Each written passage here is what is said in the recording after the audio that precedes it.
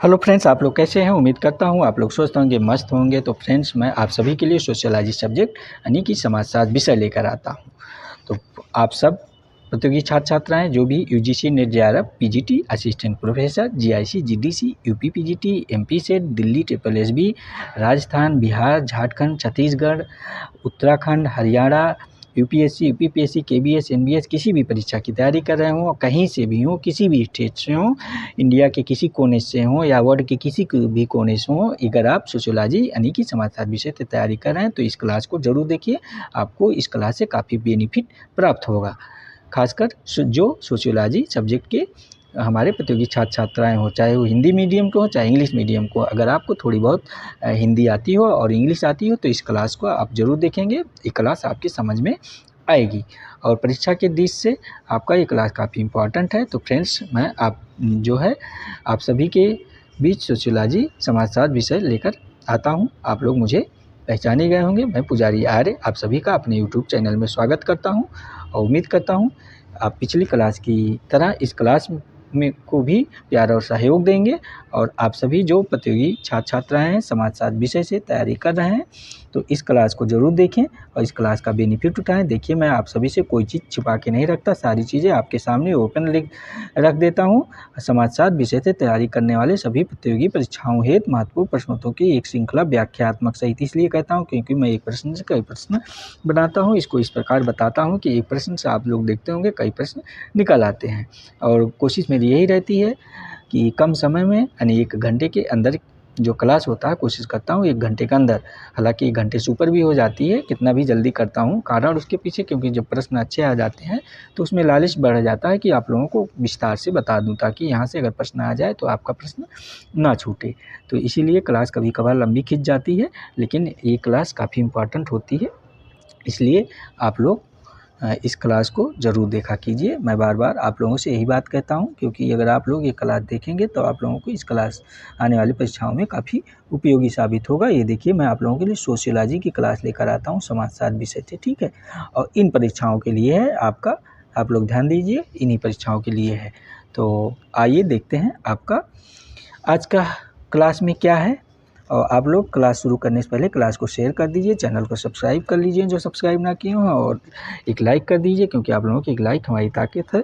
और क्लास देखने के बाद कमेंट करके अपनी प्रतिक्रिया ज़रूर दिया कीजिए कि आपको क्लास कैसी लगी और क्लास में क्या और सुधार करने की गुंजाइश है, या आप लोगों को कोई नई टॉपिक पे चाहिए उस टॉपिक के बारे में बता दिया कीजिए, ठीक है? तो मैं आपको उस टॉपिक पे क्लास लेकर आऊँगा। तो आइए देखते हैं आज की क्लास में क्या है आपका। तो आज प्रश्न नंबर 1 क्या कह रहा है आप सभी के लिए, आप लोग ध्यान दीजिए। उम्मीद करता हूँ काफ़ी और पेन लेके बैठ गए होंगे, इंपॉर्टेंट चीज़ों को आप सभी नोट करते हुए चलेंगे। तो फ्रेंड्स, कहीं ऐसा तो नहीं मैं बहुत जल्दी बोलता हूँ, क्योंकि मुझे लगता है कि कभी कभार कि मैं बहुत जल्दी नहीं बोलता कि आपकी क्लास समझ में ना आता हो। उसके पीछे एक कारण है, आप लोगों को बता दूँ। सभी प्रतियोगी छात्र छात्राएँ ध्यान दें, जो मैं कभी कोई वीडियो या कोई क्लास या कुछ देखता हूँ यूट्यूब पे तो मेरी भगा के देखने की आदत है, यानी कि स्पीड बढ़ा के। तो ऐसा तो नहीं कि मैं स्पीड बढ़ा के देखने की आदत है हो गई है तो फिर बोलने की भी मेरी जल्दी आदत तो नहीं हो गई। पता चला मैं जल्दी बोल रहा हूँ, आपके समझ में ना आए तो फिर क्लास लेने का कोई मतलब नहीं रह जाएगा, ठीक है? तो इसलिए आप लोग अभी कमेंट करके, एक प्यारा सा कमेंट करके अपनी प्रतिक्रिया ज़रूर दिया कीजिए कि क्लास कैसी लगी और मैं उसमें क्लास में क्या सुधार कर सकता हूँ। अगर मैं जल्दी बोलता हूँ तो आप लोग बताइए, मैं स्लो बोलूँगा, ठीक है? क्योंकि अगर आपकी क्लास समझ में नहीं आएगा तो फिर मेरे पढ़ाने का क्या मतलब रह जाएगा, ठीक है? तो आइए देखते हैं प्रश्न नंबर 1 है, क्या कहता है। और क्लास का टाइम कुछ लोग पूछ रहे थे, तो क्लास का टाइम आप लोग ध्यान दीजिए 7 से 9 है, ठीक है? सुबह आपकी क्लास होती है 7 से 9 और ये 1 दिन बाद होती है, रेगुलर होती है लेकिन 1 दिन बाद गैप करके आपकी क्लास होती है। आप लोग ध्यान दिया कीजिए इस चीज़ को। और ये क्लास जो है आपके सभी परीक्षाओं के लिए है, अगर आप सोशियोलॉजी से किसी भी परीक्षा की तैयारी कर रहे हैं। मैं बार-बार कहता हूँ। आइए देखते हैं प्रश्न नंबर 1 क्या कह रहा है आपका। केंद्र अभिसारी और केंद्र अपसारी यानी कि सेंट्रीपिटल क्या है, सेंट्रीपिटल एंड सेंट्रीफ्यूगल की अवधारणा किसकी है? यही कह रहा है ना, केंद्र अभिसारी केंद्र अपसारी यानी सेंट्रीपिटल एंड सेंट्रीफ्यूगल की अवधारणा किसकी है? तो आपका ऑप्शन ए कह रहा है हेराल्ड ए गोल्ड महोदय की, ऑप्शन बी कह रहा है एम ओरेस्टन की, ऑप्शन सी कह रहा है एम एन श्रीनिवासन की, ऑप्शन डी कह रहा है ऑस्कर लेविस की। तो आप सब जो ना जानते हो पहले ये जान लीजिए, ये केंद्र अपसारी क्या है, केंद्र अपसारी क्या है। वैसे तो मुझे उम्मीद है कि आप सभी को पता होगा, क्योंकि मैं ऐसे प्रश्नों को पिछली क्लासों में करा चुका हूँ। काफ़ी मेरे जो वीडियो पड़े हैं, जो क्लास आप लोग देखेंगे तो खुद इसका आंसर आप लोग दे देंगे। तो केंद्र अपसारी और केंद्र अपसारी क्या है, ध्यान दीजिए। जब जैसे आप समझ लीजिए इस तरह, जब किसी गांव की गतिविधियां अपने गांव की एक निश्चित सीमा तक होती है, एक निश्चित सीमा तक जो क्रियाकलाप रहता है यानी कि गांव के अंदर ही रहता है, तो इसे केंद्र अपसारी कहते हैं। क्या कहते हैं? इसे केंद्र अपसारी कहते हैं। और जब यही जो है, जो गतिविधियाँ होती हैं, जो कार्यविधियाँ होती हैं, जब गांव की जो है, गांव के बाहर यानी गांव की सीमाएं लाकर दूसरे गांव या शहर यानी दूर दराज तक फैल जाती हैं ये सारी गतिविधियाँ, तो इसे केंद्र अपसारी कहते हैं। ठीक है, तो उम्मीद करता हूँ ये प्रश्न आप समझ गए होंगे, केंद्र अपसारी क्या है, केंद्र अपसारी क्या है। ठीक है, तो इसका आंसर आप लोग दे दीजिए। इसका आंसर आपका क्या हो जाएगा? तो इसका आंसर आपका ऑप्शन ए है। ऑप्शन ए क्या है? हेराल्ड गोल्ड महोदय, हेराल्ड गोल्ड महोदय हैं। नोट करके चलिएगा आप लोग इसका आंसर। और जो ये गोल्ड महोदय की अवधारणा है, इसी की अवधारणा को आपके ये रस्टन महोदय जो हैं, ये एक गांव के गोवा के एक गांव का अध्ययन कर रहे थे, तो इन्होंने भी इसमें इसको शामिल कर रखे हैं। ठीक है, कौन? EM और रस्टन महोदय, जो ऑप्शन बी है, ध्यान दीजिएगा। और आपका ऑप्शन सी जो MN श्रीनिवासन महोदय हैं, ये तो इनकी ब्राह्मणीकरण संस्कृतिकरण की अवधारणा रही है, आप लोग जान ही रहे हैं, बहुत बताने की जरूरत है नहीं इनको, इनके बारे में। और आपका ये ऑप्शन डी जो हो गया, ऑप्शन डी क्या है? Arsene Dumont. ठीक है, ये ऑप्शन डी जो है आपका ये ऑप्शन डी नहीं, ये ऑस्कर लेविस महोदय है ना, ऑप्शन डी ऑस्कर लेविस महोदय हैं। देखिए मैं कंफ्यूज हो रहा था, लेकिन आप लोग ध्यान दीजिए, कंफ्यूज मत होइए। ऑस्कर लेविस, तो ऑस्कर लेविस महोदय जो आपके हैं, इन्होंने मैक्सिको के टोपोजलान गांव का अध्ययन कर रखा था। और ये टोपोजलान गांव का जब अध्ययन कर रहे थे, तो इनकी जो अपनी एक रचना इनकी है, life in a Mexican village, जो टोपोजलान री स्टडीज 1951 में आई थी। कब आई थी? 1951 में। आप लोग नोट कर लीजिएगा, क्योंकि ये बुक पूछी जाती है। बुक का नाम क्या है? Life in a Mexican village Tepoztlan restudies. ठीक है, 1951। नोट करके रखिए। उम्मीद करता हूँ ये प्रश्न आप लोग अच्छे से समझ गए होंगे। प्रश्न उत्तर नंबर 1। तो आइए देखते हैं अगला प्रश्न आपका क्या कह रहा है। प्रश्न नंबर 2। ये जो क्लास है परीक्षा के दृष्टि से, आज की क्लास काफ़ी इम्पॉर्टेंट है। आप लोग इस क्लास को ज़रूर देखिए, मिस ना कीजिए, क्योंकि यहाँ से काफ़ी प्रश्न बनते हैं आपके आने वाली परीक्षाओं में। आइए देखते हैं प्रश्न नंबर 2 क्या कह रहा है आपका। प्रश्न उत्तर नंबर 2। प्रश्न नंबर 2 कह रहा है कि संस्कृतिकरण एवं ब्राह्मणीकरण की अवधारणा किसकी है? संस्कृतिकरण एवं ब्राह्मणीकरण की अवधारणा किसकी है? अभी मैंने पिछले प्रश्न में ही दे दिया, आप लोग जान ही रहे होंगे, इसका आंसर तो जान गए।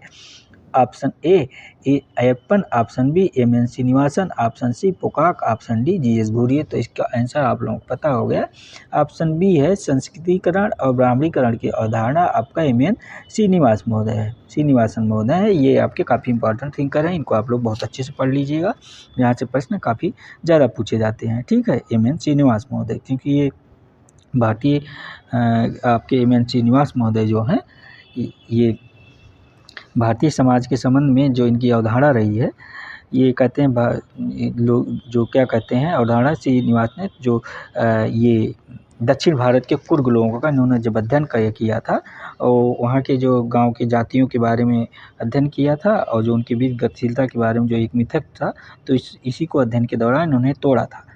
ठीक है, तो ये MN श्रीनिवास महोदय जो आपके हैं, ये संस्कृतिकरण ब्राह्मणीकरण की जो है अवधारणा इन्हीं की है।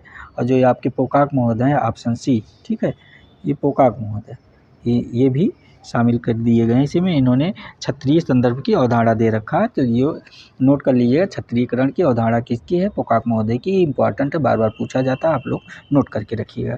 ठीक है, तो अब ब्राह्मणीकरण की जो अवधारणा आपके, इसी अवधारणा के साथ आपके जो ये अयप्पन महोदय हैं, ऑप्शन ए, ठीक है, ये अयप्पन महोदय जो द्वारा भी दिया गया है। और आपके MN श्रीनिवास महोदय जो है, ये जो घुरिये हैं, GS Ghurye, Govind Sadashiv Ghurye, option D है ना ये आपका, गोविंद सदाशिव घुरिये महोदय, जो इनका भारतीय विद्याशास्त्र यानी कि आइडियोलॉजी था, जिससे ये सहमत नहीं थे। क्योंकि ये कहते थे ये जो इनका जो अध्ययन का दृष्टिकोण रहा है ये किताबी दृष्टिकोण रहा यानी बुक व्यू रहा है, और ना कि जो है क्षेत्र दृष्टि यानी कि फील्ड व्यू जिसको कहते हैं। ये प्रश्न पूछा जा चुका है, ठीक है। किताबी दृष्टि और क्षेत्र यानी फील्ड व्यू प्रश्न पूछा जा चुका है। इसी में इन्होंने विभाजित कर का जो आपके एम एन श्रीनिवास महोदय हैं, जो इनका अध्ययन क्षेत्र रहा है, हमेशा ध्यान दीजिए जो इनकी अवधारणा रहा है वो जो है सभी क्षेत्र दृष्टि पर आधारित रहा है। किस पर रहा है एम एन श्रीनिवास महोदय की जो अध्ययन का अवधारणा क्षेत्र दृष्टि पे निर्धारित रहा। आप लोग ध्यान दीजिएगा इस चीज़ को। आइए देखते हैं अगला प्रश्न क्या कह रहा है। प्रश्न नंबर 3 आपका। प्रश्न नंबर 3 आपका कह रहा है कि किस प्रदेश में जजमानी प्रथा को क्या है, किस प्रदेश में जजमानी प्रथा को बलूटे नाम से जाना जाता है। किसी क्या है बलूटे नाम से, बलूटे नहीं बलूटे नाम से जाना जाता है, ठीक है। तो आपका ऑप्शन ए करा महाराष्ट्र में, ऑप्शन बी करा मद्रास में, ऑप्शन सी करा मैसूर में, ऑप्शन डी करा यूपी यानी उत्तर प्रदेश में, ठीक है। तो इसका आंसर क्या हो जाएगा, आप लोग इसका आंसर गलत कर ही नहीं सकते, मुझे पता है प्रश्न उत्तर नंबर 3 का। तो इसका आंसर आपका ऑप्शन ए हो जाएगा महाराष्ट्र में। ये नोट करके रखिए आप लोग, महाराष्ट्र में जो जजमानी प्रथा के बारे में आप लोग जान ही रहे हैं। मैं पिछले क्लास में काफ़ी अच्छे से बता रखा हूँ, पिछले वीडियो में पढ़ा है, आप लोग देख लीजिएगा क्लास, वो पिछले वहाँ से जान जाएंगे जजमानी प्रथा क्या है। तो ये महाराष्ट्र में बलूटे कहते हैं जजमानी प्रथा को।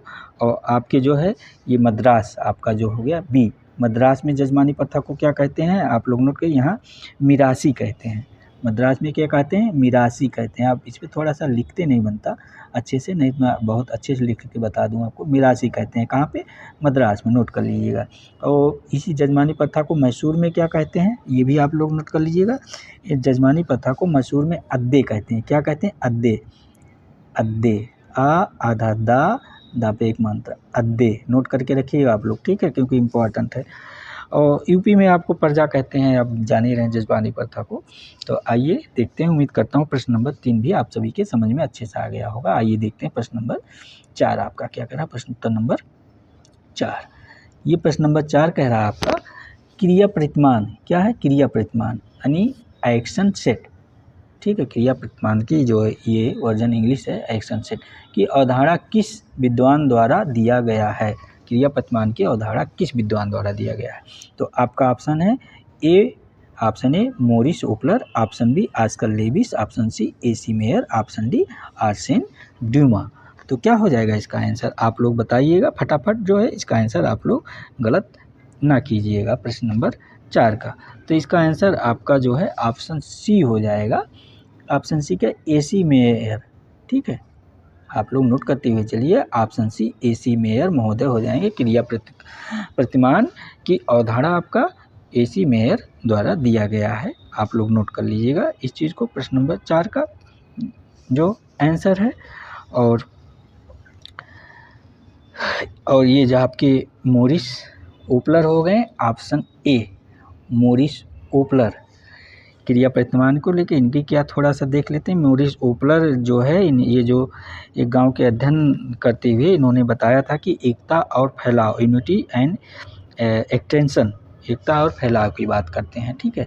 और आपके आजकल लेविस जो महोदय हैं, आजकल लेविस ये आपके गुट समाज यानी कि फंक्शन सोसाइटी की बातें करते हैं। ये फंक्शन गुट समाज की अवधारणा इन्होंने दे रखा है आजकल लेविस ने। और इसी में तो आपका आंसर है कि आपके ये जो हो गए कौन, अगले ऑप्शन में आपके आर्सेन ड्यूमा, ये आर्सेन ड्यूमा है ना, ऑप्शन डी आर्सेन ड्यूमा। तो ये कहते हैं कि सामाजिक जो है ये बताते हैं सामाजिक साकर्षण सिद्धांत इन्होंने दे रखा है, यानी कैपिलरी सामाजिक साकर्षण सिद्धांत, जिसको कैपिलरी थ्योरी कहते हैं। ये जनसंख्या से संबंधित है जो इन्होंने दे रखा है इस सिद्धांत को, ठीक है। क्या सिद्धांत दिया, कैपिलरी थ्योरी, नोट कर लीजिए, प्रश्न पूछा गया है सामाजिक साकर्षण का सिद्धांत किसका है, तो आपके आर्सेन ड्यूमा महोदय का है, ठीक है। तो उम्मीद करता हूँ प्रश्न नंबर 4 भी आप सबके समझ में आ गया होगा। आइए देखते हैं आप सबके लिए अगला प्रश्न क्या कह रहा है, आपका प्रश्न उत्तर नंबर 5। प्रश्न नंबर 5 आपका कह रहा है, क्या कह रहा है, ध्यान दीजिएगा आप लोग, मिस्टेक मत कीजिएगा, हर प्रश्न आपका जो है काफ़ी इम्पॉर्टेंट है परीक्षा के दृष्टि से, मैं बार बार कह रहा हूँ। तो प्रश्न नंबर 5 आपका कह रहा है कि निम्नलिखित में से किसके द्वारा खालापुर गांव देखिए निम्नलिखित में से किसके द्वारा ये खालापुर गांव का अध्ययन किया गया है। तो किसके द्वारा किया गया है? आपका ऑप्शन ए करा हिचकॉफ, ऑप्शन बी करा लुई डूमा, ऑप्शन सी करा एम.एन. श्रीनिवास, ऑप्शन डी करा एस.सी. दुबे। तो आप लोग बताइए खालापुर गांव का अध्ययन किसके द्वारा किया गया था? तो इसका आंसर फटाफट कमेंट करके बताइए। तो इसका आंसर आपका ऑप्शन ए हो जाएगा। ये कौन ऑप्शन है? हिचकॉफ महोदय ने खालापुर गांव का अध्ययन कर रखा था। ठीक है, हिचकॉफ महोदय, नोट करके रखिएगा। और ये आपके जो ऑप्शन बी हो गए, कौन? Option B Louis Duma. ये लुई डूमा जो हैं इन्होंने समाज में परिवर्तन हो रहा है कि समाज का परिवर्तन नहीं हो रहा है। भारतीय समाज में जो परिवर्तन को लेके इन्होंने लिखा कि समाज में परिवर्तन हो रहा है किंतु समाज का परिवर्तन नहीं हो रहा है।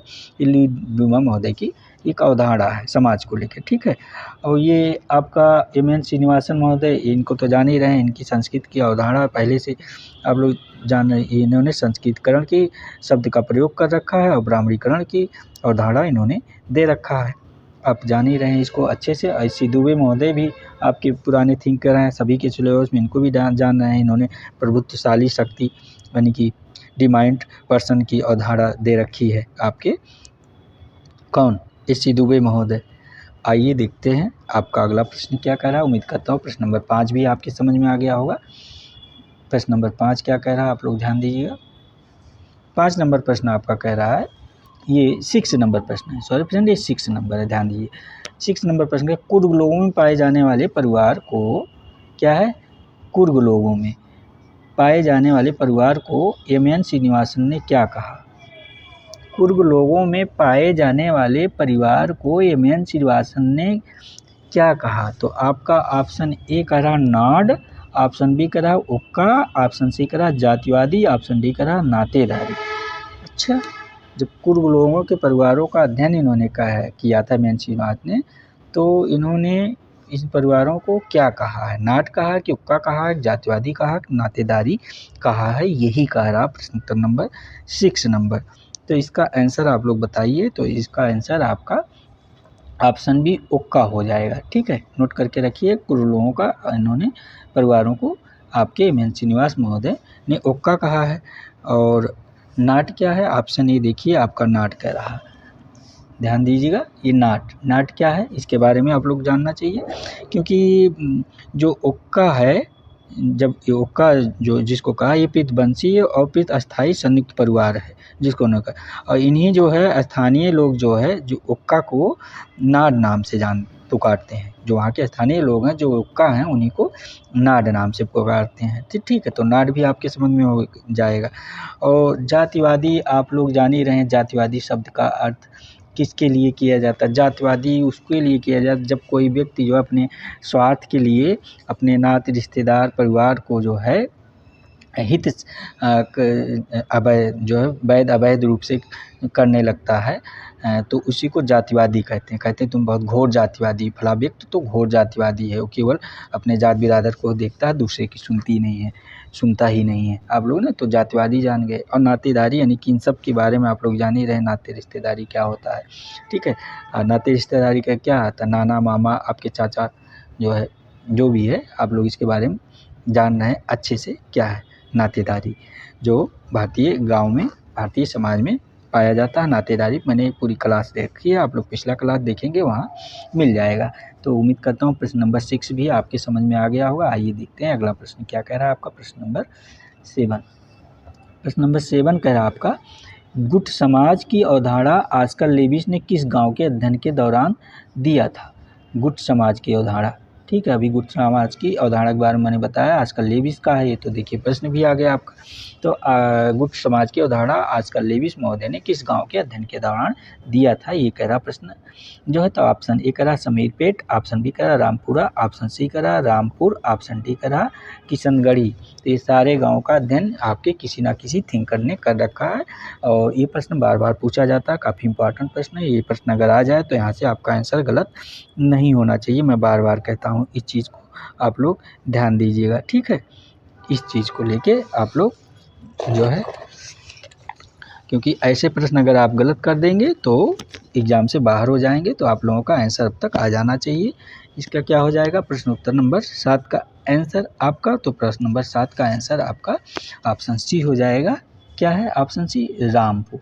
रामपुर का अध्ययन किसने कर रखा था आपका, बताइए आप लोग। गुट समाज की अवधारणा आजकल लेविस ने दे रखा है और रामपुर गांव के अध्ययन के दौरान इन्होंने दे रखा है।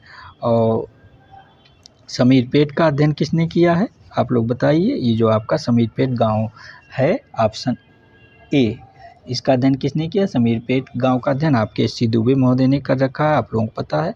और रामपुरा गांव का अध्ययन ऑप्शन बी जो है आपके एम एन श्रीनिवासन महोदय ने कर रखा है, ये भी पता है आप लोगों को। और कौन सा गांव बता, किशनगढ़ी, किशनगढ़ या किशनगढ़ी का अध्ययन आपके माइकल मैरियट महोदय ने कर रखा है।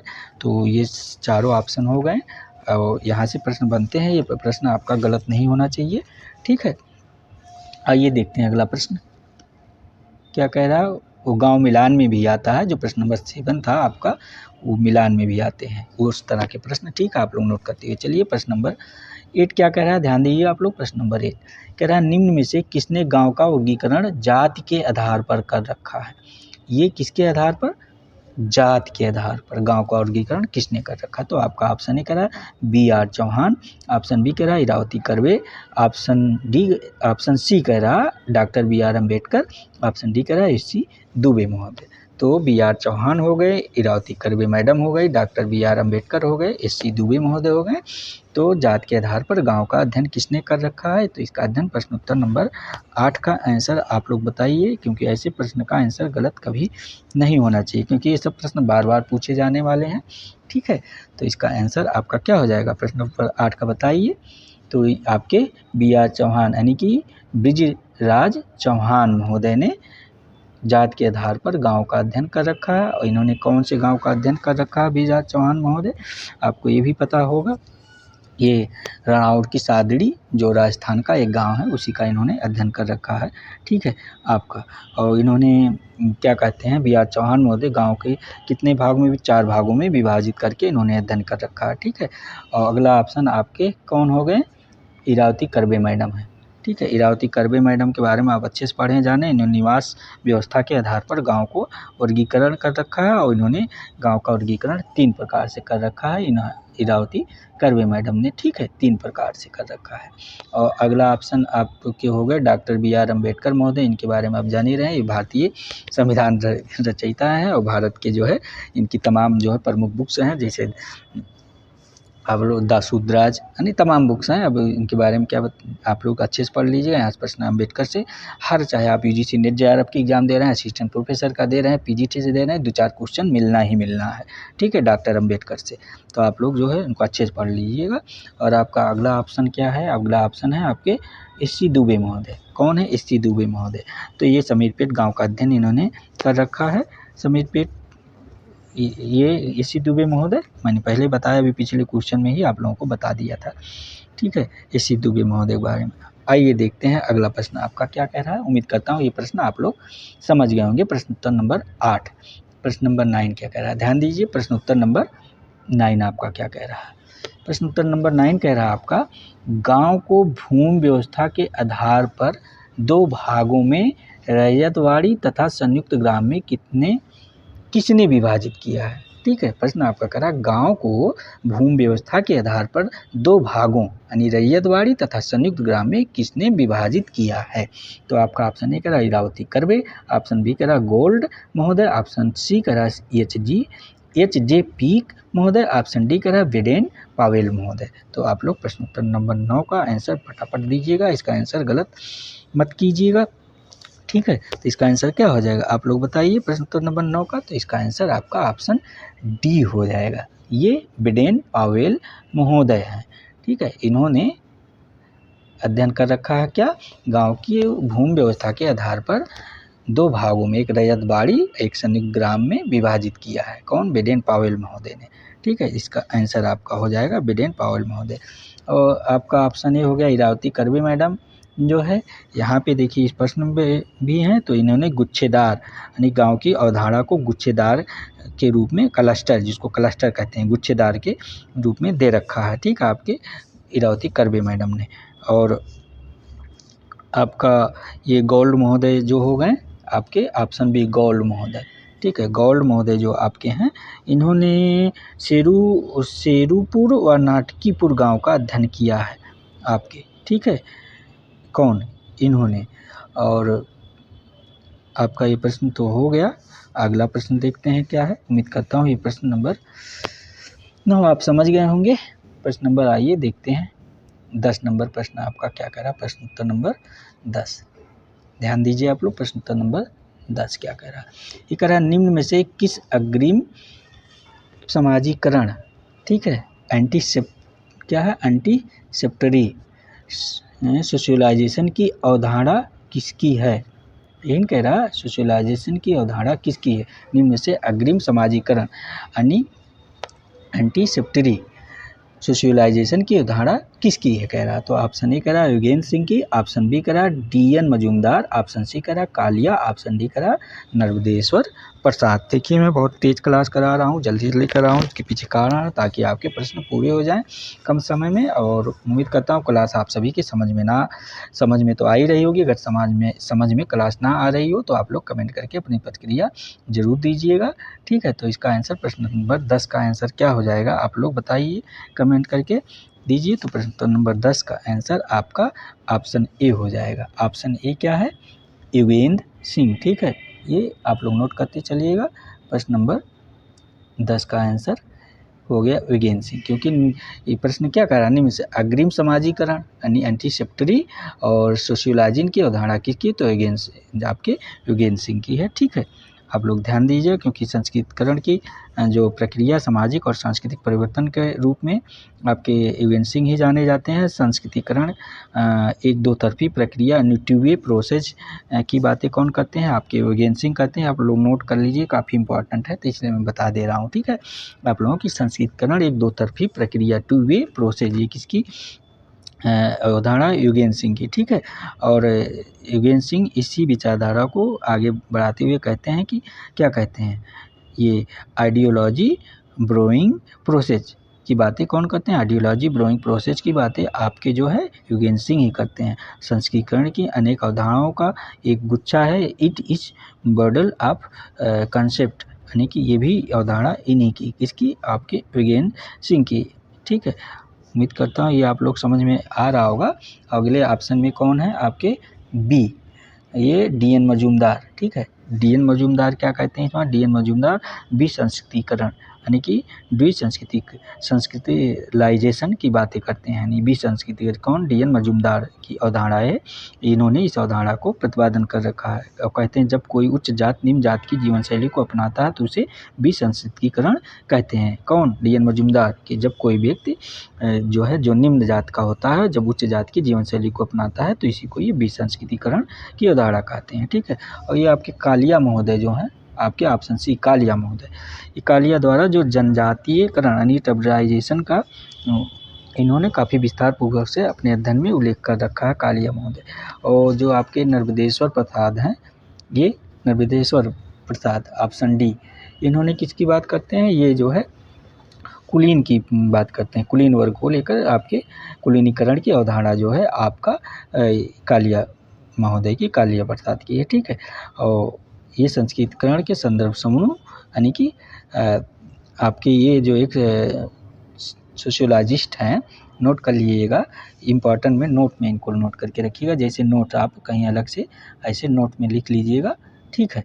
ये नोट में कौन क्या एक नाम है बी कुप्पुस्वामी, यहाँ से प्रश्न बन रहा है, आप लोग नोट में इसको लिख लीजिएगा कि बी कुप्पुस्वामी इन्होंने संस्कृतिकरण को संदर्भ समूह यानी रिफरेंस ग्रुप प्रक्रिया का संचालक के रूप में एक उदाहरण के रूप में मानते हैं, क्या, रेफरेंस ग्रुप को, ठीक है, बी कुप्पुस्वामी महोदय।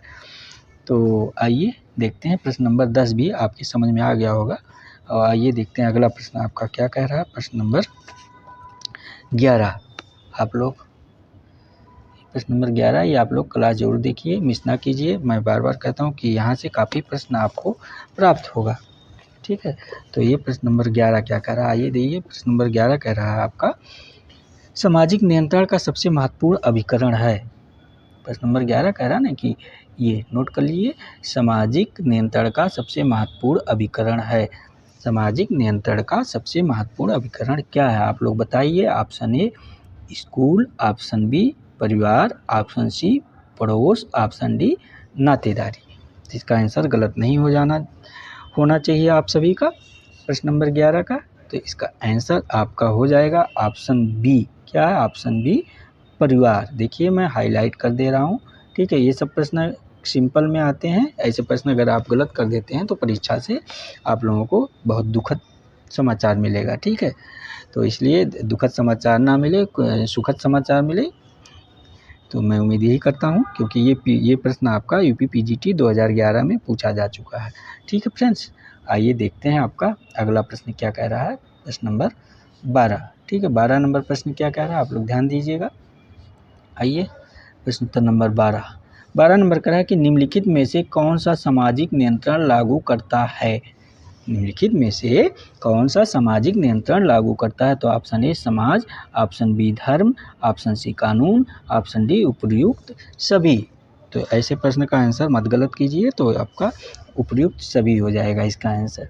देखिए प्रश्नानुसार उपर्युक्त सभी हो जाएगा ना, आप लोग ध्यान दीजिएगा, ऑप्शन डी इसका सही आंसर हो जाएगा, क्योंकि कह रहा निम्नलिखित में से कौन सा सामाजिक नियंत्रण लागू करता है। तो उपर्युक्त समाज, धर्म, कानून सभी सामाजिक नियंत्रण के बारे में बातें कर रहे हैं ना। तो ये भी प्रश्न आपका यूपी पीजीटी 2011 में पूछा जा चुका है। कब? यूपी पीजीटी 2011 में। तो आइए देखते हैं आप सभी का अगला प्रश्न क्या कह रहा है। प्रश्न नंबर 13 क्या कह रहा है, आइए ध्यान देते हैं। प्रश्न उत्तर नंबर 13 आप सभी का क्या कह रहा है। प्रश्न नंबर 13 कह रहा है सघन कृषि जिला कार्यक्रम पर्यवेक्षण किस अमेरिकी संस्था द्वारा किया गया है। 13 नंबर कह रहा है कि सघन कृषि जिला कार्यक्रम पर्यवेक्षण किस अमेरिकी संस्था द्वारा किया गया है। तो आपका ऑप्शन ए है एक्शन एंड, ये क्या है, action aid foundation. Option B कह रहा है global village foundation, option C कह रहा फोर्ड फाउंडेशन, ऑप्शन डी कह रहा रॉकफेलर फाउंडेशन। प्रश्न ध्यान दीजिएगा, सघन कृषि जिला कार्यक्रम पर्यवेक्षण किस अमेरिकी संस्था द्वारा किया गया। ये अमेरिकी संस्था की बात कर रहा है, ठीक है। तो आपका आंसर क्या हो जाएगा इसका, option A action aid foundation, option B global village foundation, option C Ford foundation, option D Rockefeller foundation. तो इसका आंसर आपका हो जाएगा ऑप्शन सी। ऑप्शन सी क्या है, नोट करते हुए चलिए। ऑप्शन सी आपका है फोर्ड फाउंडेशन, ठीक है। ऑप्शन सी इसका आंसर हो जाएगा फोर्ड फाउंडेशन, क्योंकि ये 1964 में ये संस्था आई थी, ठीक है। सन 1964 में ये संस्था आई थी, आप लोग इसको ध्यान दीजिएगा। आइए देखते हैं आपका अगला प्रश्न क्या कह रहा है। प्रश्न नंबर 14, ठीक है। आइए देखते हैं प्रश्न उत्तर नंबर 14 आपका क्या कह रहा है। प्रश्न नंबर 14, ये प्रश्न नंबर 14 आपका कह रहा है कि परजीवी जमींदारी पर किसने चर्चा की। ये जो परजीवी जमींदारी कह रहा, परजीवी जमींदारी पर किसने चर्चा की, यानी परजीवी जमींदारी की बातें कौन करता है। तो आपका option A Amartya Sen, option B AR Desai, option C BJ Moore, option D Rajendra प्रसाद।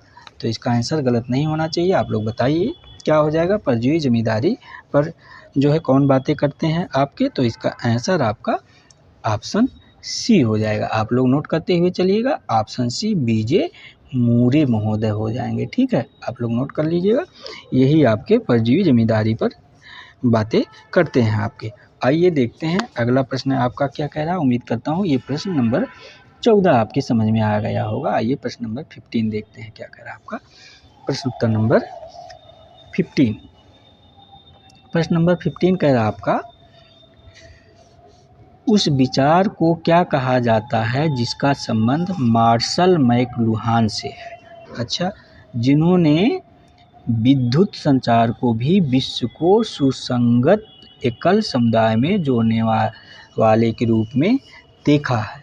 अच्छा, प्रश्न ध्यान दीजिएगा आप लोग, क्या प्रश्न कह रहा है कि उस विचार को क्या कहा जाता है जिसका संबंध मार्शल मैकलुहान से है, जिन्होंने विद्युत संचार को भी विश्व को सुसंगत एकल समुदाय में जोड़ने वाले के रूप में देखा। तो ऑप्शन ए कह रहा आपका वैश्विक शहर, ऑप्शन बी कह रहा है वैश्विक नेटवर्क, ऑप्शन सी कह रहा है वैश्विक स्थान, ऑप्शन डी कह रहा है वैश्विक गांव। तो प्रश्न नंबर 15 का आंसर क्या हो जाएगा, तो इसका आंसर बताइए। तो ये ऑप्शन डी हो जाएगा आपका, क्या हो जाएगा, ऑप्शन डी। ऑप्शन डी क्या है आपका, ये वैश्विक गांव। ठीक है, आप लोग नोट करते हुए चलिएगा। ये आपके जो मार्शल मैक्लुहान महोदय हैं, ये वैश्विक गांव से इसका संबंध जोड़ते हैं। और वर्ष 1960 में जो वैश्विक गांव, यानी कि वैश्विक गांव का अर्थ क्या हो जाएगा इंग्लिश में, ग्लोबल विलेज। ठीक है, इसका जो है ये कनाडा के आपके हैं, कनाडा के विद्वान है मार्शल मैक्लुहान, जो आधुनिक विद्युत संचार व्यवस्था, यानी आधुनिक विद्युत संचार व्यवस्था के तहत क्या क्या ये मानते हैं, आप लोग नोट कर लिए। टीवी, इंटरनेट, फैक्स, टेलीफोन जो आदि है, जो आज के प्रौद्योगिकीकरण के साथ जो है पूरे विश्व को एक सूत्र में बांधे हुए है, इसी को आपके मार्शल मैक्लुहान महोदय ने विद्युत संचार के रूप में प्रस्तुत करते हैं। ठीक है, तो उम्मीद करता हूँ प्रश्न नंबर 15 भी आप सभी के समझ में आ गया होगा। आइए देखते हैं प्रश्न नंबर 16 आपका क्या कह रहा है। ये प्रश्न नंबर 16 कौन है, ये क्या थिंकर है, डेनियल थानर। प्रश्न नंबर 16 कौन है, ये डेनियल थानर ने अपने वर्गीकरण में निम्नलिखित में से किसे सम्मिलित नहीं किया है, क्या कह रहे हैं, किसे सम्मिलित नहीं किया, किसमें, डेनियल थानर महोदय ये है कि अपने वर्गीकरण में निम्नलिखित में से किसे सम्मिलित नहीं किया। तो आपका ऑप्शन ए मालिक, ऑप्शन बी जमींदार, ऑप्शन सी किसान, ऑप्शन डी मजदूर। डेनियल थानर से प्रश्न है, ये आप लोग बताइएगा किसे नहीं शामिल किया है इन्होंने। तो आप लोग जान ही रहे, मालिक को, किसान को, मजदूर को इन्होंने शामिल कर रखा है डेनियल थानर महोदय ने अपने अध्ययन में। बाकी आपका बचा क्या, ऑप्शन बी जमींदार, जमींदार को नहीं शामिल किया है। आप लोग खट्टे से जो है इसका आंसर बता के आगे बढ़ते चलिए, क्योंकि डेनियल थानर की जो एक पुस्तक है, पुस्तक का नाम नोट कर लीजिएगा, इम्पॉर्टेंट है, परीक्षा में पूछा जाता है। पुस्तक का नाम है एग्रियन प्रोस्पेक्ट इन इंडिया। ठीक है, इसी में इन्होंने जो अपने भारतीय समाज के परंपरागत अध्ययन को, जो जातिगत संस्करण जो इसमें पाया जाता है, जिन्होंने अपने मूल्यों के आधार पर बता रखा, और कहते हैं कि सरकार भूमि सुधार के लिए अब तक ऐसी व्यापक नीति पर विचार कर रही है जिसके द्वारा बड़े भूस्वामियों द्वारा शोषित किए जा रहे छोटे किसान एवं भूमिगत श्रमिक और कृषि योग्य भूमि के अधिक सुविधाएं प्रदान की जा सकती है। तो डेनियल थानर ने ग्रामीण में जाति व्यवस्था और वर्ग के स्वरूप की व्याख्या की है, और ग्रामीण समाज के 3 वर्गों में मालिक, किसान, मजदूर के रूप में बांट रखा है। तो उम्मीद करता हूँ प्रश्न नंबर 16 भी आप सभी के समझ में आ गया होगा। आइए देखते हैं अगला प्रश्न क्या कह रहा है आपका। ये सब प्रश्न जो है आपका, जैसे ये प्रश्न आपका मैं बता दूं यूजीसी नेट जेआरएफ के दिसंबर 2013 वाले में पूछा जा चुका था, प्रश्न नंबर 16। ठीक है, तो ये प्रश्न सभी के सभी इंपॉर्टेंट है, आप लोग नोट करते हुए चलिए। प्रश्न नंबर 17 क्या कह रहा है, आइए देखते हैं। 17 नंबर कह रहा है कि भूदान और ग्रामदान आंदोलन किसने चलाया। तो ये प्रश्न आप सभी का सही होगा, गलत होना ही नहीं चाहिए। भूदान और ग्राम दान आंदोलन जो है किसने चलाया है, भूदान आंदोलन, आप ऐसे जान जाएंगे। तो आपका ऑप्शन ए आचार्य विनोबा भावे, ऑप्शन बी है Jayaprakash Narayan, option C Mahatma Gandhi, option D है आचार्य नरेंद्र देव। तो भूदान आंदोलन किसने चलाया है, तो ऐसे प्रश्न का आंसर आप लोग अगर गलत करते हैं ना, तो बहुत दुख की बात हो जाएगी, क्योंकि ऐसे प्रश्न अगर आप गलत कर देंगे तो परीक्षा से बाहर होना आप लोगों का जो है बहुत आसान हो जाएगा। क्योंकि आप लोग सरल प्रश्न का गलत मत कीजिए, क्योंकि सरल प्रश्न सभी सही करते हैं।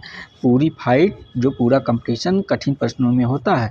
ठीक है, तो आप लोग क्या इसका आंसर दे रहे हैं, ऑप्शन ए बिल्कुल सही आंसर है। ऑप्शन ए आचार्य विनोबा भावे महोदय हो जाएंगे आपके। इनके बारे में आप लोग पढ़ चुके हैं काफ़ी अच्छे से, आचार्य विनोबा भावे के बारे में। तो क्योंकि भूदान और ग्राम आंदोलन आचार्य विनोबा भावे ने चलाया रखा था, और ये इन्होंने 1951 में शुरू किया था, और हैदराबाद के तेलंगाना प्रदेश में जो है जो रक्तपात हुआ था उसी को लेके इन्होंने चलाया था। ठीक है, भूदान आंदोलन का। आइए देखते हैं अगला प्रश्न, क्योंकि थोड़ा सा समय को ध्यान में रखना है, नहीं तो भूदान आंदोलन तो आप लोग बहुत बार पढ़ रखे होंगे। और आइए देखते हैं प्रश्न नंबर 18 आपका क्या कह रहा है। प्रश्न नंबर 18, लोक नगरीय सातत्य, क्या कह रहा है प्रश्न नंबर 18, लोक नगरीय सातत्य की अवधारणा किसने दी है। तो ये देखिए इंपॉर्टेंट है, लोक नगरीय सातत्य की अवधारणा किसने दी है, ऐसे प्रश्न गलत मत करिएगा। तो आपका ऑप्शन ए कह रहा क्या मिल्टन सिंगर, ऑप्शन बी करा रॉबर्ट रेडफील्ड, ऑप्शन सी करा मैक्सिम मैरियट, ऑप्शन डी करा एस.सी. दुबे। ठीक है, तो लोक नगरीय सातत्य किसकी अवधारणा है आप लोग बताइएगा। 18 प्रश्न का तो इसका जो है रॉबर्ट रेडफील्ड की अवधारणा है ये लोक नगरीय सातत्य। तो रॉबर्ट रेडफील्ड ऑप्शन बी हो जाएगा आपका ये सही आंसर। नोट करते हुए चलिए आप लोग। ठीक है, देखिए मैंने हाईलाइट भी कर दिया क्योंकि रॉबर्ट रेडफील्ड महोदय जो हैं लोक नगरीय सातत्य की अवधारणा का प्रतिपादन इन्होंने ही किया था।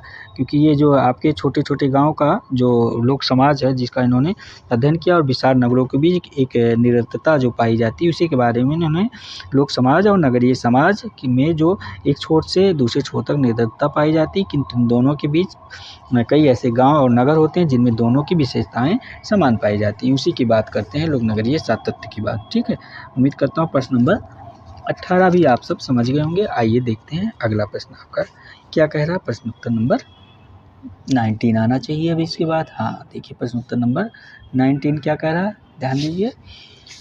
प्रश्न नंबर 19 आपका कह रहा है बिहार की भूमज अनुसूचित जात पर किसने अध्ययन किया है। बिहार की ये भूमज अनुसूचित जनजात है, इस पर किस जो है समाजशास्त्री या किस विद्वान या किस सोशियोलॉजिस्ट या किस थिंकर ने अध्ययन कर रखा है। तो आपका option A D P. Mukherjee, option B Louis Dumont, option C S C. Dube, option D Surajit Sinha. तो इसका अध्ययन जो है इस प्रश्न का आंसर आप लोग, मैं जहाँ तक उम्मीद करता हूँ ये प्रश्न आपका एमपी जो है एमपी असिस्टेंट प्रोफेसर 2017 में पूछा जा चुका है। ठीक है, बिहार की भूमज अनुसूचित जनजात पर किसने अध्ययन किया है। तो इसका आंसर ऑप्शन डी हो जाएगा। क्या ऑप्शन डी सुरजीत सिन्हा महोदय जो हैं इन्होंने विस्तार पूर्वक से अध्ययन कर रखा है। ठीक है, क्योंकि जो सुरजीत सिन्हा महोदय हैं ये एक मानव शास्त्री के रूप में जाने जाते हैं और ये जो है जनजातीय आत्मसातकरण की जो प्रक्रिया में इन्होंने जनजात को लेकर दे रखा है, क्या दे रखा है, सातत्य मॉडल इन्होंने प्रस्तुत कर रखा है। इसी के अंदर इन्होंने भूमज हिंदू अंतरक्रिया, जनजात की सततता, जनजात और जातियों में सामाजिक गतिशीलता और उसका आंदोलन, जनजात में एकजुटता संबंधी आंदोलन जो है जो मसीही आंदोलन मसीही समाज का होता है, अनेक विषयों पर इन्होंने अपने चर्चा कर रखा है, अपने जो है इन्होंने विस्तार पूर्वक से बता रखा है। ठीक है, सुरजीत सिन्हा महोदय। आइए देखते हैं अगला प्रश्न क्या कह रहा है। प्रश्न नंबर 20 आपका, ये सारे प्रश्न इंपॉर्टेंट है, आप लोग ध्यान दीजिएगा। 20 प्रश्न नंबर क्या कह रहा है। 20 नंबर कह रहा है यह सुझाव किसने दिया कि पंचायती राज व्यवस्था को लोकतांत्रिक विकेंद्रीकरण के स्थान पर विकेंद्रीकृत लोकतंत्र नाम दिया जाए। अच्छा, प्रश्न कह रहा है कि यह किसका सुझाव है, क्या कि पंचायती राज व्यवस्था को लोकतांत्रिक विकेंद्रीकरण के स्थान पर क्या विकेंद्रीकृत लोकतंत्र का नाम दिया जाए, विकेंद्रीकृत लोकतंत्र का नाम दिया जाए। तो आपका ऑप्शन ए का रहा माथुर, ऑप्शन बी का रहा अशोक मेहता, ऑप्शन सी का रहा जो है आई नारायण। ठीक है, ये आई नारायण। ऑप्शन डी का रहा एप्पल बी पीएच। तो इसका आंसर क्या हो जाएगा प्रश्न नंबर 20 का, आप लोग बताइएगा। तो इसका आंसर मैं बता दे रहा हूँ, ये प्रश्न आपका जो है गवर्नमेंट डिग्री कॉलेज में, यूपी गवर्नमेंट डिग्री कॉलेज में पूछा जा चुका है 2013 में। ठीक है, ये प्रश्न नंबर 20। तो इसका आंसर आपका ऑप्शन डी हो जाएगा, एप्पल बी पीएच महोदय हो जाएंगे। ठीक है, ऑप्शन डी नोट करते हुए चलिएगा। ऐसे प्रश्न, हालांकि ऐसे प्रश्न बहुत नहीं मुझे लगता पूछे जाते हैं, लेकिन अब आया है तो मैं शामिल कर लिया था क्योंकि मुझे नया टाइप का प्रश्न ये लगा। 20 नंबर प्रश्न। आइए देखते हैं अगला प्रश्न क्या कह रहा है। मैं सोचा कि कहीं ऐसा ना हो फिर दोबारा रिपीट कर दे और आप लोग सोचे ये प्रश्न तो कहीं पढ़ा नहीं हमने, लेकिन अगर आप प्रैक्टिस सेट वगैरह सॉल्व करते होंगे तो हाँ तो मिला ही होगा आप लोगों का, कोई भी प्रैक्टिस सेट आप सॉल्व कर रहे होंगे। प्रश्न नंबर 21 आइए देखते हैं क्या कह रहा है। प्रश्न नंबर 21 कह रहा है कि भारत में किसान आंदोलन का अध्ययन किसने नव मार्क्सवादी परिप्रेक्ष्य में किया। क्या कह रहा है, भारत में किसान आंदोलनों का अध्ययन किसने नव मार्क्सवादी परिप्रेक्ष्य में किया है। तो आपका ऑप्शन ए करा डी.एन. धनागरे, ऑप्शन बी करा आंद्रे बिनते, ऑप्शन सी करा बी.आर. चौहान, ऑप्शन डी कह रहा है ए.आर. देसाई। तो इसका आंसर क्या हो जाएगा प्रश्न नंबर 21 का, आप लोग बताइएगा। तो इसका आंसर आप लोग नोट करते हुए चलिए, ऑप्शन ए हो जाएगा डी.एन. धनागरे। ठीक है, देखिए मैं आप लोगों का हाईलाइट कर दे रहा हूँ ताकि आप लोग इसको भूलें ना किसान आंदोलनों का अध्ययन किसने नवमार्क्सवादी परिप्रेक्ष्य में किया था? तो डी एन धनागरे ने नवमार्क्सवादी परिप्रेक्ष्य में किया था। ठीक है, ये जाने माने समाजशास्त्री सोशोलॉजिस्ट हैं आपके धनागरे महोदय भी। इन्होंने किसान आंदोलनों का जो अध्ययन नवमार्क्सवादी परिप्रेक्ष्य के अंतर्गत किया था और सन 1920-22 से 1930-32 तक जो कृषक आंदोलन मध्यवर्गीय और धनी कृषकों द्वारा चलाया गया था, उसी में जो निधन कृषक थे, राष्ट्रीय आंदोलन की जो मुख्य धारा से अलग जिनको कर दिया गया था, उसी के बारे में ये आपके डी एन धनागरे महोदय ने बता रखा है। ठीक है, आइए देखते हैं आपका अगला प्रश्न क्या कह रहा है। प्रश्न नंबर 22। ये 22 आपका क्या कह रहा है, ध्यान दीजिए आप लोग। ये कह रहा है कि सन 1957 में किसने यह सुझाव दिया कि भूदान यज्ञ तथा अन्य उपायों से प्राप्त भूमि को भूमिहीनों में बांटकर 3 लाख परिवारों का पुनर्वास किया जाए। सन 1957 की बात है। कह रहा है ये किसका सुझाव है कि भूदान यज्ञ तथा अन्य उपायों से प्राप्त भूमि को भूमिहीनों में बांटकर 3 लाख परिवारों का पुनर्निवास किया जाए। तो ऑप्शन ए कह रहा है योजना आयोग ने कहा है, ऑप्शन बी कह रहा वित्त आयोग ने कहा, ऑप्शन सी कह रहा राष्ट्रीय विकास परिषद ने कहा, ऑप्शन डी कह रहा बलवंत राय मेहता समिति ने। तो इसका आंसर क्या हो जाएगा? 22 का आंसर बताइए। तो इसका आंसर आप लोग नोट करते हुए चलिए, ऑप्शन सी हो जाएगा राष्ट्रीय विकास परिषद ने। ठीक है, क्या है? राष्ट्रीय विकास परिषद ने। तो आइए देखते हैं, ये यूपीपीजीटी 2003 में प्रश्न पूछा जा चुका है। प्रश्न नंबर आपका 22। ठीक है, आप लोग नोट करते हुए चलिएगा, 22 प्रश्न पूछा जा चुका है आपका। आइए देखते हैं अगला प्रश्न आपका क्या कह रहा है। प्रश्न नंबर 23। प्रश्न नंबर 23 क्या कह रहा है, ध्यान दीजिए आप लोग। प्रश्न नंबर 23 को कह रहा है निम्नलिखित में से कौन सा परंपरावाद को एक परिप्रेक्ष्य के रूप में प्रयोग लाता है? ठीक है, निम्नलिखित में से कौन सा परंपरावाद को एक परिप्रेक्ष्य के रूप में प्रयोग में लाता है?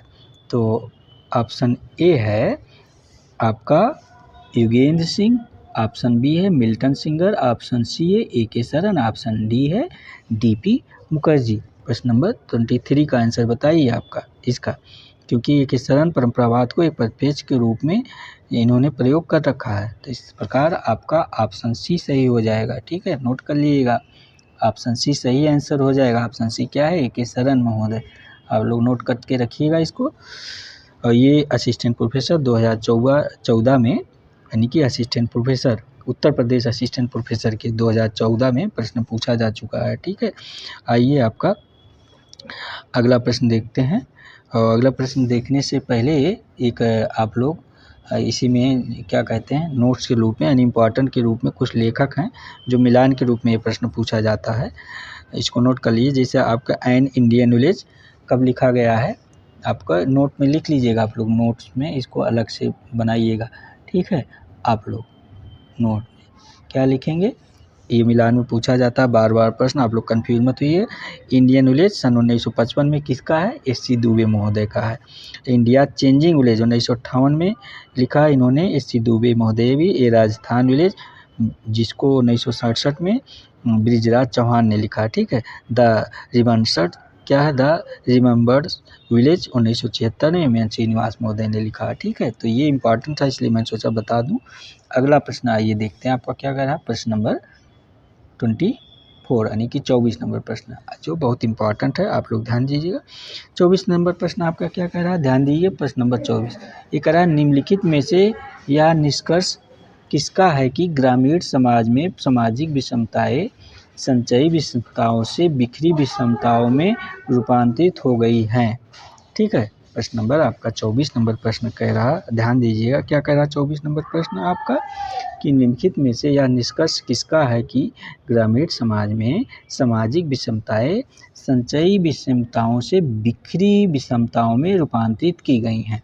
तो आपका ऑप्शन ए कह रहा है एम.एन. श्रीनिवास, ऑप्शन बी कह रहा एफ.जी. बेली, ऑप्शन सी कह रहा आंद्रे बेंते, ऑप्शन डी कह रहा युगेंद्र सिंह। ठीक है, प्रश्न नंबर 24 का ये है। तो इसका आंसर क्या हो जाए आप लोग बताइएगा। तो इसका आंसर आपका ऑप्शन सी हो जाएगा।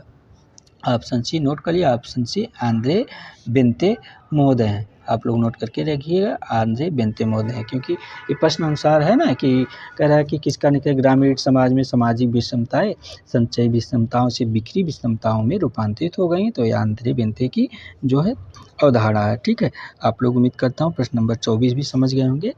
आइए अगला प्रश्न देखते हैं क्या कह रहा है आपका प्रश्न नंबर अगला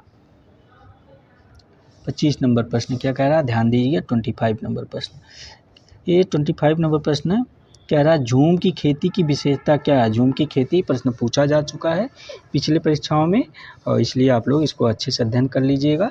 झूम की खेती की विशेषता क्या है, आप लोग बताइए। ऑप्शन ए उत्तर आधुनिक समाज की विशेषता है, ऑप्शन बी सरल समाज की विशेषता है, ऑप्शन सी जटिल समाज की विशेषता, ऑप्शन डी संक्रमण समाज की विशेषता है। तो ऐसे प्रश्न का आंसर आप लोग मत गलत कीजिए, क्योंकि और देखिए यूपी गवर्नमेंट डिग्री कॉलेज में 2008 में पूछा जा चुका है। अन्य परीक्षाओं में भी झूम की खेती के बारे में पूछा जा चुका है, आप लोग ध्यान दीजिएगा। ठीक है, ये सरल समाज की व्यवस्था है। झूम की खेती जो है किसकी व्यवस्था है, आपका ऑप्शन भी सही हो जाएगा, सरल समाज में पाया जाता है झूम की खेती। ठीक है, झूम की खेती कैसे किया जाता है, पहाड़ी एरिया में जान ही रहे ना, ऊपर खेती बना के जो मतलब झूम की खेती स्थानांतरित खेती के रूप में जो जंगल वगैरह साफ करके वहाँ जो उपजाऊ ज़मीन होती खेती करते हैं, फिर उसका चेंज करके दूसरे जगह जाके फिर दूसरे जगह खेती करते हैं, इसी को झूम की खेती कहते हैं। ठीक है, ये सरल समाज की विशेषता है। जनजातीय समाजों में स्थानांतरित यानी कि शिफ्टिंग जो है कल्टीवेशन जिसको कहते हैं। ठीक है, जो जंगलों में पहले से आग लगा देते हैं और उसी पर कृषि करते हैं, आग लगा देते हैं, जल जाता है, राख हो जाता है, उसी उपजाऊ मिट्टी में खेती करते हैं। ठीक है, और जब वर्ष में या भूमि अनुपजाऊ हो जाता है तो उसको ये लोग छोड़ के दूसरी जगह यही प्रक्रिया अपना के जाके खेती करते हैं, इसी को झूम की खेती कहा जाता है। आप लोग नोट कर लीजिएगा। ठीक है, आइए देखते हैं आपका अगला प्रश्न क्या कह रहा है। प्रश्न नंबर 25 समझ गए होंगे। 26 नंबर प्रश्न आइए देखते हैं आपका क्या कह रहा है। 26 नंबर प्रश्न, ठीक है, आप लोग ध्यान दीजिएगा। 26 नंबर प्रश्न क्या कह रहा है, प्रश्न नंबर 26, क्योंकि सभी प्रश्न इंपॉर्टेंट है, आप लोग ध्यान दीजिए। 26 नंबर प्रश्न कह रहा है, क्या कह रहा है, पूर्वांचल राज्य के गठन की मांग प्रतिनिधित्व करती है। पूर्वांचल राज्य के गठन की मांग प्रतिनिधित्व करती है, किसका प्रतिनिधित्व करती है, आप लोग ध्यान दीजिए। ऑप्शन ए अंतर प्रांतीय क्षेत्रता, ऑप्शन बी प्रांत के अंदर क्षेत्रता, ऑप्शन सी प्रांत के ऊपर क्षेत्रता, ऑप्शन डी पृथकवादी क्षेत्रता। ठीक है, यही कह रहा है, तो इसका आंसर आपका ऑप्शन बी हो जाएगा। आप लोग नोट करते चलिए, ऑप्शन बी हो जाएगा। ऑप्शन बी क्या कर रहा है, ये प्रांत के अंदर क्षेत्रता की बातें कर रहा है। ठीक है, पूर्वांचल राज्य के गठन की मांग प्रतिनिधित्व करती है, किसका, तो प्रांत के अंदर क्षेत्रता की बात हो गया। ये तो कॉमन है सेंस का प्रश्न है, कॉमन सेंस का आंसर है। अगर आप इत्मीनान से थोड़ा सा प्रश्न पढ़ लेंगे तो ऐसे प्रश्न का आंसर आप गलत देंगे ही नहीं। ठीक है, तो आइए देखते हैं आपका अगला प्रश्न जो है, अगला प्रश्न क्या कह रहा है, देखिए प्रश्न नंबर 27। प्रश्न नंबर 27 क्या कह रहा है, आप लोग ध्यान दीजिए, ये नोट करते हुए चलिए। 27 नंबर, खाप पंचायतें अधिक प्रभावी किस राज्य में हैं। ये खाप पंचायतों की बात कर रहा है कि खाप पंचायतें अधिक प्रभावी किस राज्य में हैं। तो आपका option A Haryana, option B Madhya Pradesh, option C Bihar, option D Uttar Pradesh जो है। तो खाप पंचायतें जो है क्या होती हैं, इसके बारे में आप लोग जान ही रहे हैं पिछले क्लास में, इसलिए मैं भी बता रखा हूँ अच्छे से। तो आप लोग पिछली क्लास देखेंगे, उसमें किसी ना किसी क्लास में मिल जाएगा। क्योंकि समय थोड़ा ज़्यादा जा रहा, तो आप लोग आंसर इसको नोट करिए, क्या है, ऑप्शन ए खाप पंचायतें हरियाणा जैसे राज्य में पाई जाती हैं। ठीक है, खाप पंचायतें अधिक प्रभावी कहाँ पे, हरियाणा जैसे राज्य में है, ऑप्शन ए, इसको आप लोग नोट करके रखिएगा। ठीक है, तो उम्मीद करता हूँ ये प्रश्न आप सभी के समझ में आ गया होगा। आइए देखते हैं आप सभी का अगला प्रश्न क्या कह रहा है। फ्रेंड्स, आज का जो है आप सभी के लिए ये 27 प्रश्नों के उत्तर ही थे जो समाप्त हुए परीक्षा के दृष्टि से, काफ़ी इम्पोर्टेंट थे। आप लोग उम्मीद करता हूँ ये प्रश्न आपकी समझ में आए होंगे क्लास। और ये देखिए हमारा यूट्यूब चैनल है, आप लोग जान ही रहे हैं, जो लोग देख रहे हैं, यूट्यूब चैनल है सोशियोलॉजी बाय पुजारी यार। आप लोग जो है शेयर कर दीजिएगा और अपने यार मित्र दोस्त जो हैं, नाते रिश्तेदार जो पढ़ते हैं सोशियोलॉजी, सबको बता दीजिएगा ताकि वो लोग इस चैनल को सब्सक्राइब कर लें। और आपसे व्हाट्सएप नंबर पे जो है बात हो जाया करेगी, लेकिन जो है मैसेज से बात होगी ना कि कॉल से बात होगी। आप लोग ध्यान कर ये इस नंबर नोट कर लीजिएगा। टेलीग्राम लिंक है आपका ऑफिशियल पुजारी, इसको भी नोट कर लीजिएगा। ऑफिशियल पुजारी लिंक पे जाएंगे, टेलीग्राम लिंक पे, यहाँ से आपको सारी सूचनाएं क्लास की प्राप्त होती रहेगी। ठीक है, तो आप सभी का बहुत बहुत धन्यवाद। Thank you very much. Thank you for watching all friends.